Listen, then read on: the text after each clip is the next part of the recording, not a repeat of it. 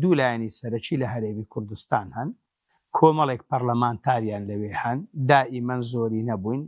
لە هەمان کاتدا لە دەسەڵات و لە حکوومەتی ئەوێش بووین، هەتا ئێستا حالیان کە ئەمە قسە دەکەین سەرۆک کۆمار لەوانە، جێگری سەرۆکی پەرلەمان هی ئەوانە، 4 وەزیری سیادی و بەدەسەڵاتیان هەیە، تقریبا 500-600 یعنی ئاست و پۆستیان هەیە، بەڵام لە هەمان کاتدا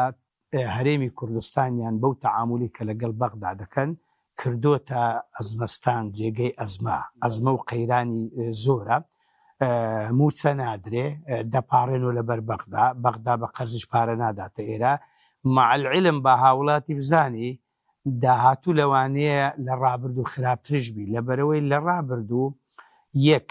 دەستورێک هەبووە کە لە 2005 نووسراوەتەوە کە 144 مادەیە کە کورد تێیدا بەشداری کردیە، ئەو دەستورە تا ئێستا جێبەجێ نەکرایە. لە داهاتوودا خەڵکێک لە کوتەلەکان هەوڵی ئەوە دەدەن کە هەندێک لە بەرگە و بابەتەکانی بگۆڕن،